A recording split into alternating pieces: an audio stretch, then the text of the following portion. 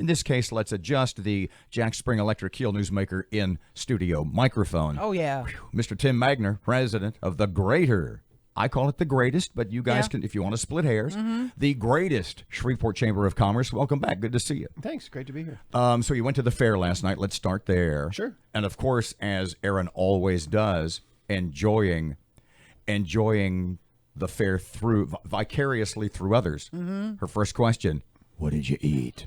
So what did you have last night? So we had a little sampler plate. I had chicken on a stick, and I had corn dog and funnel cake and pizza and fried cheese. And You're a thin man. Where'd you put all That's a that? hell of a sampler it was plate. a sampling portion. Okay, gotcha. And you All got on right. the treadmill for 11 miles last Yeah. night. Let's start bond issue. You had a lot of questions. Yeah, I wanted to find out. We're less than a month away now from the election. Yes. And I know you guys had been studying it and looking at the various proposals. Where does the Shreveport Chamber stand now in terms of what you're recommending to the public on the bond issue? Well, we had the mayor came and presented to our September bond board meeting. I've attended a number of the bond meetings as well, and we've been in conversations with them about some of the concerns we had in our July letter, and they've addressed a lot of those. And so after the presentation from the mayor, we had a very spirited discussion, and we've come out in support of all three proposals. So what were, just to review for folks, going back to your letter to the mayor earlier in the summer, what were the major reservations and what did Mayor Perkins do to address and obviously overcome those? So some of the issues that we've had are some of the things that you've spoken about as well, in terms of pacing, in terms of making sure we can manage it, how we roll them out, the concern about just taxes in general, and so the fact that this is, there is a new bond proposal, but it is a reduction in taxes. It's 0.2 mils. So, and we think that should be the approach going forward. That we should be able to roll back some on an ongoing basis. At the same time, it's important for us to get these projects done. We need streets, we need drainage, we need public safety. So the mayor and his team, essentially said that they're going to roll it out slowly. They're going to do it in some tranches. They're going to make sure that they have the capacity to manage these projects going along.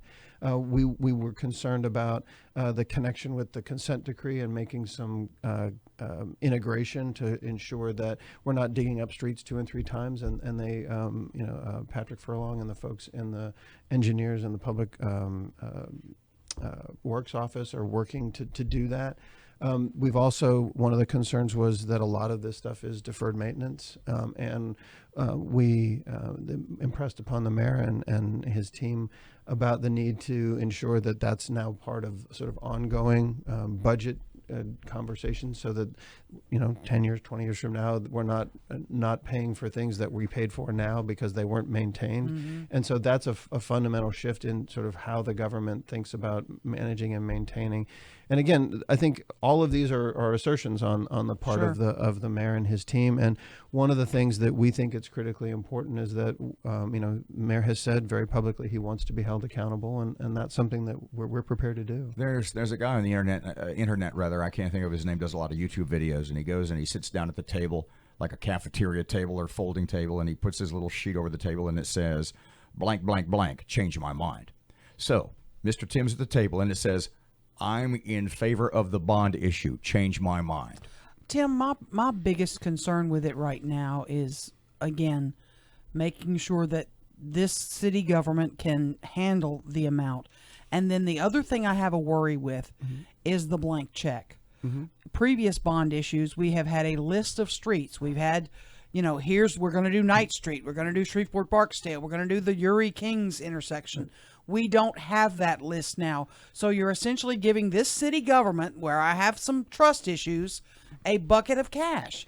Is that not a concern for you too? Oh, it is, but that's how our system works. We don't. It's not a pay-as-you-go process. It really is about the bonding mechanism is what we have as a society or as a state or as a municipality to be able to get the large things done. And so we basically pay for it over time.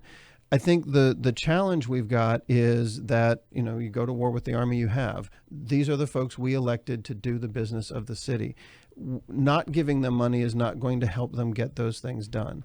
And so part of our concern was that it's an $186 million all at once.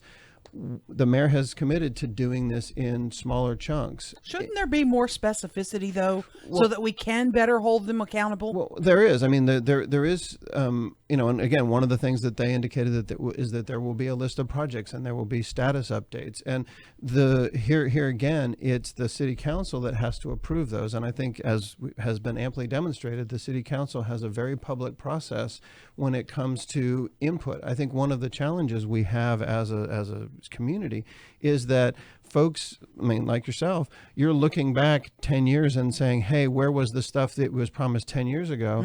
If we'd done that, 9 years and 6 months ago, it might have been a different Right. scenario. And so I think it really is about holding our elected officials accountable, not just every 4 years, not just at the ballot box, although that is the most effective means. Sure. It really is about paying attention, showing up at the meetings, and frankly, pointing out when things, if they do, things deviate in a timely fashion, because we do have recourse through our city council. We do have recourse through public opinion and through public engagement. It really is about remaining engaged in this sort of Facebook world where keyboard courage is out there kind of pounding away. That's not really impacting the process, I don't think, in a substantively positive way.